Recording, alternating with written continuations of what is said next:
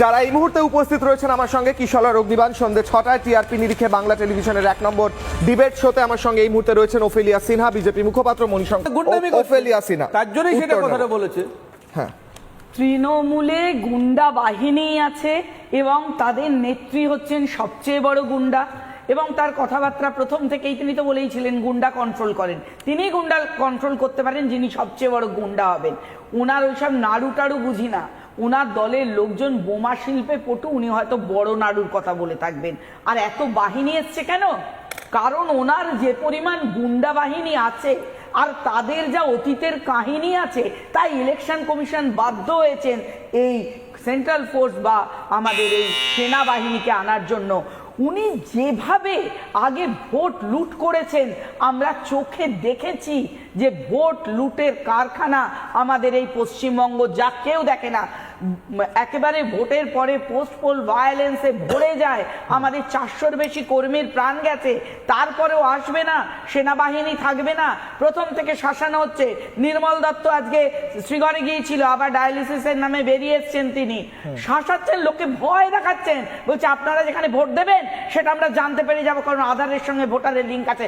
মিথ্যা কথা বলছে, ভয় দেখাচ্ছে, বেরোতে দেবে না বলছে। এই ধরনের যারা অরাজকতা করছে তাদের জন্য আরো সেনাবাহিনীর দরকার। এই মমতা বন্দ্যোপাধ্যায় বুঝে গেছেন ওনার আসন টলে গেছে, উনি আর আসতে পারবেন না, যার জন্য নিজেই বলে দিয়েছেন জোড়া ফুলে ভোট দেবেন না। তারপরে বলে দিয়েছে তৃণমূল रहेंगे তো ফির মিলেंगे। উনি নিজেও জানেন তৃণমূল থাকবে না, দলটা ধুলির সাথে আর কেউ ওর সঙ্গে দেখাও করবে না। ম্যাডাম, তৃণমূল বলছে যে প্রধানমন্ত্রী নরেন্দ্র মোদী এসে নাকি থ্রেট দিচ্ছেন, অমিত শাহ এসে নাকি থ্রেট দিচ্ছেন, উল্টো করে ঝুলিয়ে দেওয়ার কথা বলছেন।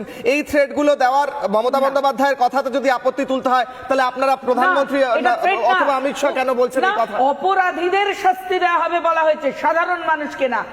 উনাদের তৃণমূল মানেই গুন্ডাদের জায়গা নয়, সেখানে কেউ আছে প্রচ্ছন্ন তৃণমূল, নয় আছে প্রকট তৃণমূল। মানে যারা সামনে এসে তৃণমূল করছে তারা তকমাধারী তৃণমূল ওরফে গুন্ডা। আর এই সোনাপাপ্পুর মতো কিছু আছে যারা তকমাধারী গুন্ডা অথচ তৃণমূল, মানে প্রচ্ছন্ন তৃণমূল। এই দুই তৃণমূল যদি থাকে, তাদের মধ্যে যারা করাপশন করছে, যারা মানুষ খুন করছে, যারা ভয় দেখাচ্ছে, এত তছরূপ হচ্ছে, তাদেরকে যদি উল্টো করে ঝোলানো হয়, অপরাধটা কোথায় বলতে পারে? অন্যায়ের সাজা হবে, হিসাব হবে। কিন্তু ইলেকশন কমিশনার যদি বিজেপির হয়ে কাজ করে সমস্ত প্যারামিটার অ্যাটাক করবে, যে কোনো হবে। কারণ আমরা রোহিঙ্গা কোথায় দেখলাম? বিজেপি তো চিৎকার করছিল 1 কোটি মানুষের যাবে, 1 কোটি মানুষের নাম বাদ দেবে। ম্যাডাম কোথায়? 10টা রোহিঙ্গার নাম বলুন না, সেদিকে আগে 10টা রোহিঙ্গার নাম বলুন না দেখাতে পেরেছেন। আমি উত্তরটা নিই। আপনি বললেন 27 লক্ষ মানুষ, তারা কালকে দেখা আজকে টপিক রোহিঙ্গা আছে। আমি একটা এক সেকেন্ড মণিশঙ্কর, আমার একটা প্রশ্ন আছে ওফেলিয়া, ম্যাডাম একটা রিপ্লাই দিন। আপনি বলেছেন তৃণমূলের সব গুন্ডারা, এই গুন্ডারাই তো বিজেপিতে চালাচ্ছে। আমি সবাইকে রিকোয়েস্ট করব বিজেপিতে পাঠিয়ে দেওয়া হয়েছে। মণিশঙ্কর এক সেকেন্ড, বাকিদের বলতে দিন স্যার, অনেকে রয়েছেন। ওফেলিয়া ম্যাডাম, আমার প্রশ্ন হচ্ছে, এক সেকেন্ড স্যার, আমার প্রশ্ন হচ্ছে, সরাসরি অভিযোগ করছেন যে যাদের লিস্ট গুন্ডা হিসেবে দেওয়া হয়েছে বা যাদের লিস্ট ইলেকশন কমিশন ভাবছে, তাদের লিস্ট নাকি আসলে বিজেপির দেওয়া লিস্ট, আসলে ইলেকশন কমিশন নাকি বিজেপির হয়ে কাজ করছে। এবং ওনারা উদাহরণ তুলে ধরেন যে ইলেকশন কমিশন টুইটারে লিখে, এক্স হ্যান্ডেলে লিখেছিলেন যে তৃণমূলকে আলটিমেটাম দিচ্ছেন। যদি বলতে না দেন আপনি বলুন, তাহলে বলতে দেবেন, একদম মুখ বন্ধ রাখবেন, পাগলের মতো বকবক করবেন। আপনাদের মাথা খারাপ হয়ে গেছে, আপনারা যে হারে অন্যায় করছেন, চেঁচিয়ে আমাকে থামানো যাবে না, চেঁচিয়ে আমাকে থামানো যাবে না। আমি উঠে দাঁড়াবো। মণিশঙ্কর, এক সেকেন্ড, আমি রিকোয়েস্ট করছি, আপনারা যদি চিৎকার করেন, একে অপরের উপর কথা বলেন, শোনা যায় না স্যার। আপনি আপনার বেলা বললেন, বলো আপনি আপনার 30 সেকেন্ড, 30 সেকেন্ড, হ্যাঁ টাইমার। ওনার চ্যানেল বাহিনী নিয়ে চলেন মমতা, এ বিষয়ে কোনো সন্দেহ নেই। সেখানে ইলেকশন কমিশন কি জানেন না? পূর্ব ইতিহাস জানেন না? পশ্চিমবঙ্গের নাম কোথা থেকে নেওয়া হয়? বিভিন্ন জায়গায় জায়গার বিভিন্ন থানা কোর্ট কেস সেখান থেকে উঠে আসে, বিজেপিকে দিতে হয় না। বারবার সাধারণ মানুষের কাছে ভুল তত্ত্ব এবং তথ্য এই দুটো প্রচার করাই মমতার কাজ এবং তাদের চেলা চামুন্ডাদের কাজ। এই কাজ অনিবার্যভাবে এটা বন্ধ হওয়া দরকার। বারবার মিথ্যা কথা বলে যাচ্ছে এসআইআর কে কে এত বিলম্বিত করেছে? মমতা বন্দ্যোপাধ্যায়। তাদের বলবেন তৃণমূল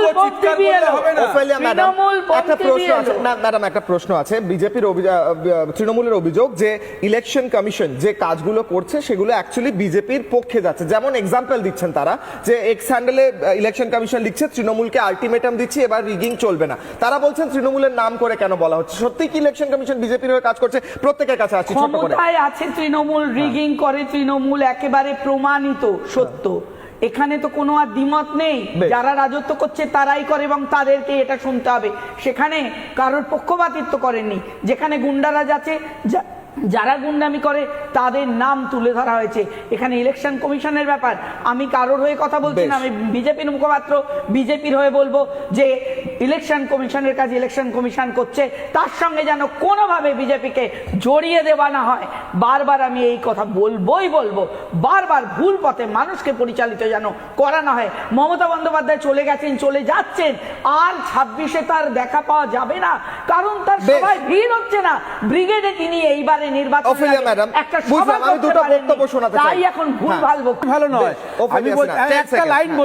আমরা জানতাম পশ্চিমবঙ্গের রাজধানী কলকাতা, আর কলকাতা বলতে আমরা চৌরঙ্গি বুঝতাম। সেই চৌরঙ্গি সিটটাতে যিনি দাঁড়িয়েছেন দুদিন আগে তিনি বলছেন আমাকে ডেকে নিয়ে এসে বললো ভাই তুমি দাঁড়াও, আমাদের ক্যান্ডিডেট নেই।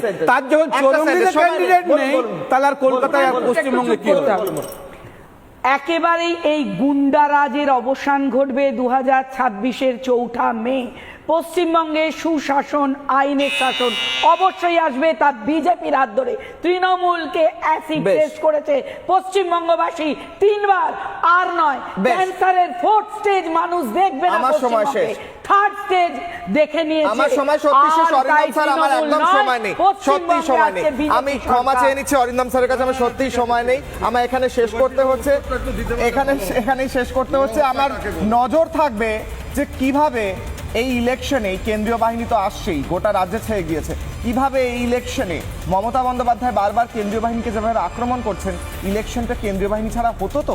আর কেন্দ্রীয় বাহিনী এসেছে, শান্তিপূর্ণভাবে ইলেকশন হোক, এই দিকে নজর থাকবে। ছোট্ট বিরতির পর ফিরছি বড় ব্রেকিং নিয়ে, দেখতে থাকুন রিপাবলিক বাংলা।